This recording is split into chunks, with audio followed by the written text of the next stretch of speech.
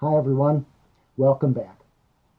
In this lecture, I'd like to develop what I've called earlier the new view of property rights, the one that associates a different property right with every different use to which a particular object might be put. This means that there can be potentially a very large number of different property rights associated with the same object, which differs from the older view, which associated only a very small number of different property rights, possession, use, and disposition with any particular object. The new view multiplies enormously the number of property rights associated with any given object. To illustrate this idea, I've asked you to look at an example of a dorm room, a college dormitory room like the one on the picture. Let's imagine, although it isn't really the case, that this is a picture of a dormitory room on my own college campus. I work at a school called Wesleyan University, which is located in a small city in the center of Connecticut called Middletown, Connecticut, and Connecticut itself is in the northeastern part of the United States. On our campus, the dormitories are on the campus, and so students live in rooms on the campus in buildings which are, and I'll use this word advisedly, owned by the university. So let's imagine that the room in the picture is a Wesleyan University dorm, and let's imagine that it is occupied by a young woman whom we'll call Simone. So the question before the floor is the question at the top of the slide: whose room is it? If we were to ask Simone whose room it was, she'd almost certainly give us the answer that it's her room. But as we've seen, under the new view of property, the answer might be somewhat more complex than that. The real question to ask, in terms of whose room it is to ask what different people could actually use the room for. So the first question is, what can Simone do in the room? Well, obviously she can live there, and we'll associate with living there a whole range of activities which is in principle open-ended. She can sleep there, she can study there, she can talk with her friends there, she can, as you can see, use her computer. There seems to be a microwave in the room. She can use her little television. She can do all sorts of things in the room that are associated with living in it, excuse me. And she can invite other people into the room if she chooses, and she can invite those other people to use the room in the way that she can use the room. So she can invite somebody else to sleep there, she could invite somebody else to study there, she could invite somebody else to do any of the things in the room that she's entitled to do in the room herself. By the same token, since she has the right to invite people to come in, she also has what the older theorists would call the right of possession, which means that she doesn't have to let anybody in that she doesn't want to let in. That is, because she controls that use of the room, entry into it for the purposes of studying, etc., she can invite some people in, and she can exclude other people by simply not inviting them in and closing the door on them. Where did Simone get these rights? Well, at our university, she got the rights in a housing contract between her and Wesleyan. In the housing contract, Simone agrees to pay a certain sum of money for the right to live in the room between September and June of the academic year. She gets these rights, as I say, by purchasing them from the university. Our university, as I speak, has a president named Mike, and so we'll personalize Wesleyan by calling Wesleyan Mike. And Simone, therefore, got the rights that she has to use the room in the way that she can by buying those rights from Mike as part of a contract. She's paid for them, he's delivered them, and those property rights belong to her.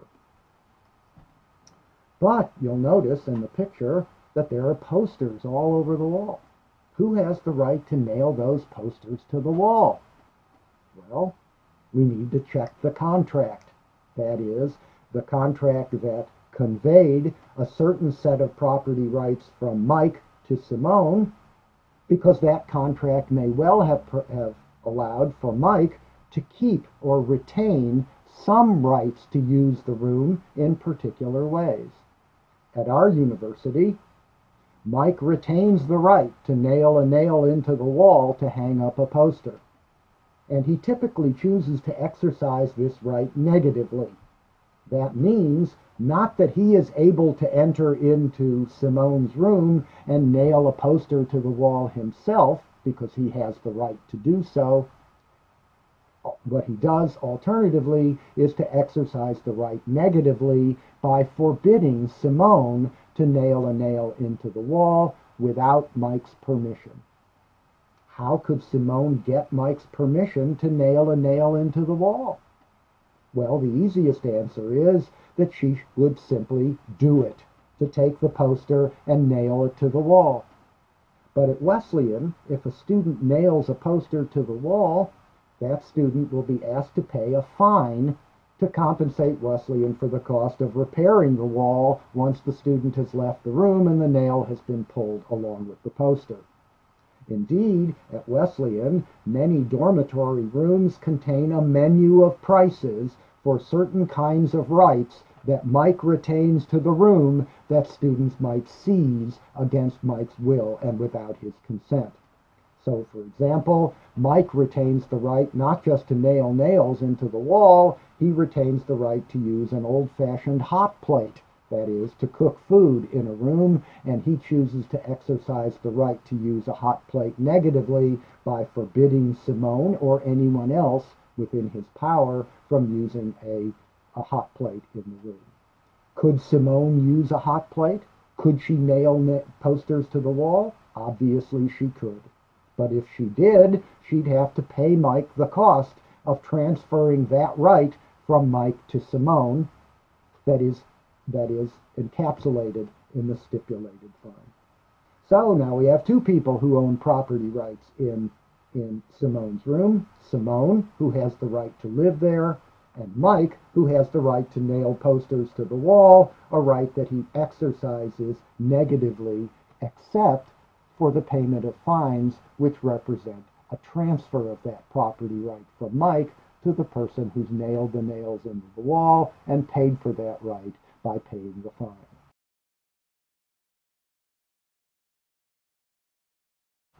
So another question arises. Suppose Simone says, well, the pizza on the campus is awful. I think I could make a lot of money if I simply opened a pizza business in my room and made better pizza than students can get at the other alternative pizza places around the campus. Could she do so? Who has the right to operate a pizza business from Simone's room? The answer is not Simone and not even Mike, but in fact, the Middletown, Connecticut Planning and Zoning Board has the right to tell Simone whether she may or may not operate a pizza business from her room. Obviously, operating a pizza business is not anything that's intrinsically wrong. Pizza businesses operate everywhere quite legally, and people enjoy the pizzas that they make, and everybody is happy. But pizza businesses can't be opened just anywhere, and almost every part of the United States has what are called zoning laws. And zoning laws tell people what kinds of uses they can put to land in what particular locations in a particular jurisdiction. So a zoning law might say all the buildings in this particular portion of a city will be residential buildings. Or it might say all the buildings in another part of a city will be commercial buildings. Or all the buildings in a third part of the city will be devoted to heavy manufacturing, and so on. It's the Planning and Zoning Commission of Middletown that gets to say whether Simone can operate a pizza business in her room, and will personalize the Planning and Zoning Commission by identifying it with the government of the city of Middletown, which, as I speak, has a mayor named Dan. Since the Planning and Zoning Commission has the say-so over whether or not Simone can operate a pizza business in her room, we say that it is the property right holder of the property right to operate the pizza business in Simone's room. Could Simone buy the right from Mayor Dan and thus open a pizza parlor in her room? Well, not literally. If she actually did try to pay money to Mayor Dan or the Planning and Zoning Commission, she and they would have committed a crime, the crime of bribery. But it certainly is within the discretion of the Planning and Zoning Commission to allow people, Simone or someone else, to run a pizza business in Simone's room. So the Planning and Zoning Commission, Mayor Dan, has the right to use the property right negatively. That is, it can forbid anyone, including Mayor Dan himself, from entering Simone's room to operate a pizza business, but the Planning and Zoning Commission, Mayor Dan, may decide, for whatever good reasons it might have, to allow people to do so. Since they get the say-so, they're the ones who hold the property right. Now we have three owners of different property rights in Simone's room: Simone, Mike, and Mayor Dan. Consider a fourth use of Simone's room. Who has the right to use cocaine in Simone's room? There's a picture of some cocaine up there now, and the answer, one might think, is nobody. Using cocaine in a dormitory room, indeed using cocaine anywhere in the state of Connecticut, is a crime against the state of Connecticut, and so we'll say that the governor of Connecticut, who's also named Dan, holds the property right to use cocaine in Simone's room. Again, what we mean by Governor Dan is not Governor Dan himself as a person, since if he were to try to enter Simone's room and use cocaine, he too would be arrested and made to pay a penalty for using the cocaine. Instead, the state of Connecticut attempts to stop everybody, Simone, Mike, Mayor Dan, Governor Dan, everybody, from using cocaine in Simone's room. Could Simone buy the right from Governor Dan? Well, she could indeed. How would she do so? In the same way that she would buy the right to nail a nail into the wall from Mike. She could simply use the cocaine in the room. If she did use the cocaine in the room, she would have taken the entitlement from Dan, taken the property right from Dan to use cocaine in the room, which Dan had been attempting to exercise negatively by excluding her from using the cocaine in the room. She would have seized that entitlement from Governor Dan, that property right, and she would have used it to use the cocaine.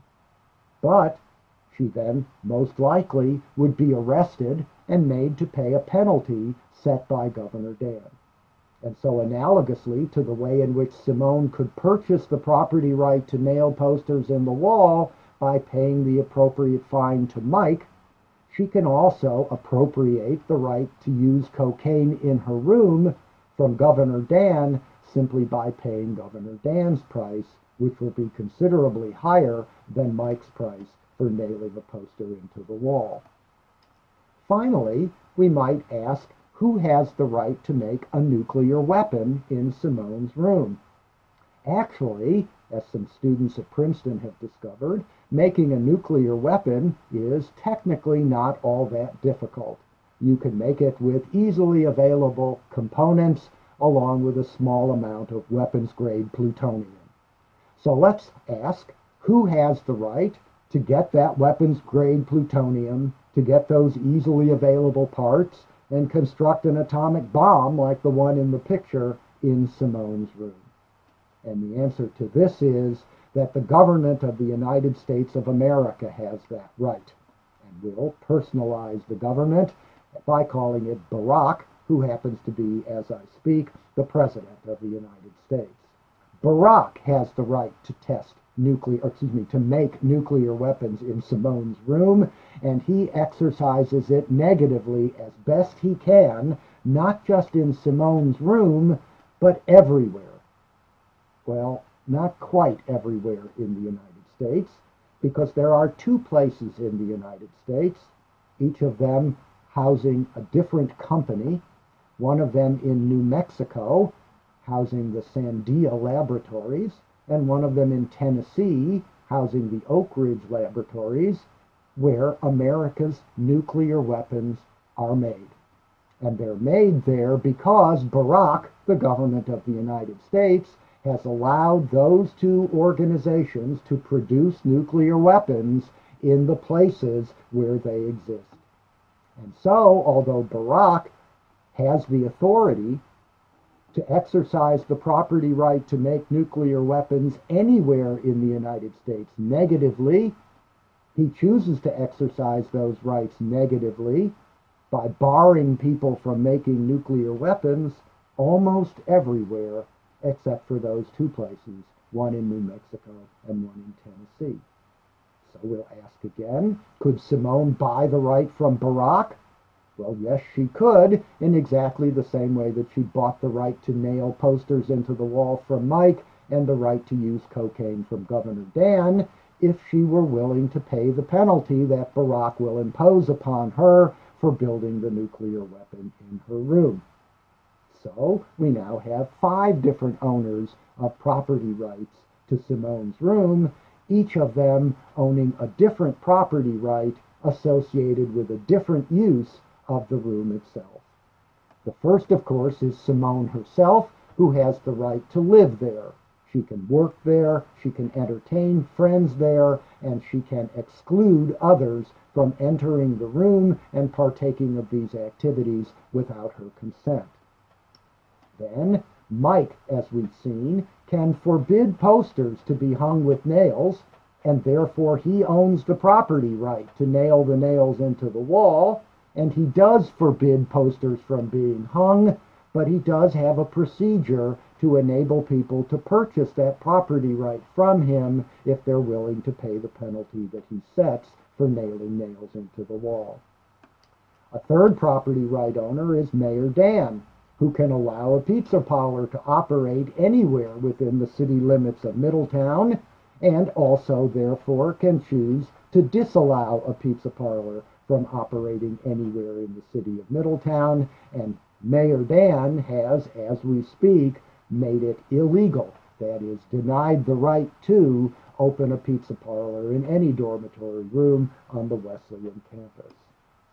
Governor Dan goes further and forbids the use of cocaine in Simone's room, not just by Simone, not just by Governor Dan himself, but by everybody.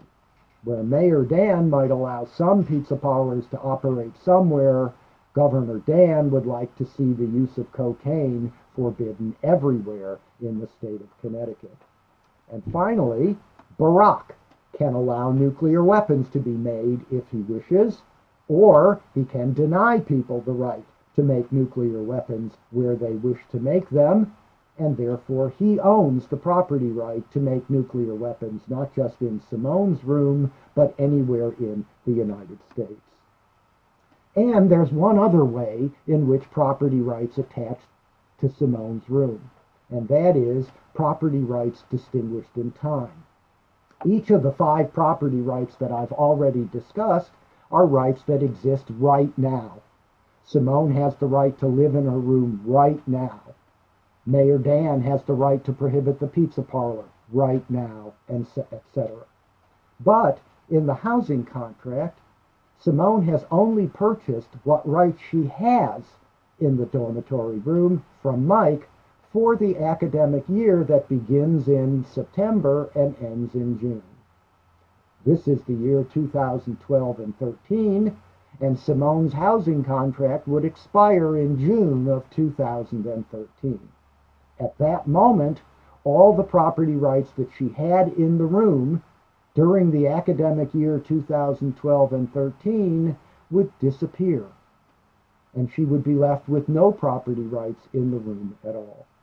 All of the property rights that she had in the room between 2012 and 2013 now revert back to Mike. Indeed, they never left Mike, because the only rights that he sold to Simone were the rights that she has from September of 2012 to June of 2013. And so it would be possible for Mike in 2012 to sell the rights to live in Simone's room to somebody other than Simone for the academic year 2013-2014.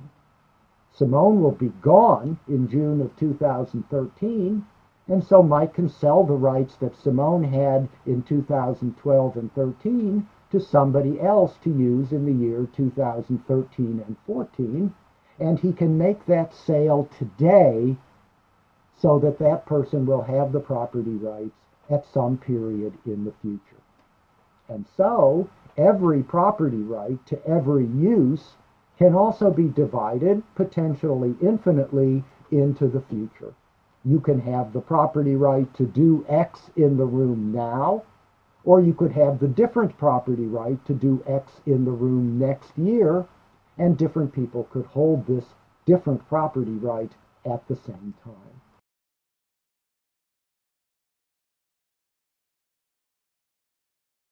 So, to summarize what we've seen about the dorm room, is that associated with the dorm room, in the new view of property, are a potentially infinite number of property rights, each one associated with a different use of the room, and each one associated with a different moment in time. And we've seen that different people may hold the same right, different people may hold rights to different uses at the same time. That was what we saw with our 5 property holders. They all held rights to use the room in a different way, but they all held those rights at the same time during the current academic year while Simone is living in the room. But toward the end, when we saw that Mike could sell the right to live in the room to somebody other than Simone for some period in the future, we've also seen that different people may hold rights to the same use, but those rights apply at different times. Hence, a potentially infinite number of rights divided amongst a potentially infinite number of uses and spread across a potentially infinite number of periods of time into the future.